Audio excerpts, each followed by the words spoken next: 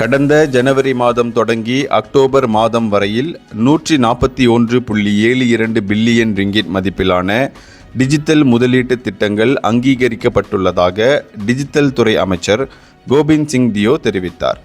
இந்த குறிப்பிட்ட காலகட்டத்தில் டிஜிட்டல் பொருளாதாரத்துறையில் 41,078 வேலைவாய்ப்புகளும் வெற்றிகரமாக உருவாக்கப்பட்டுள்ளன.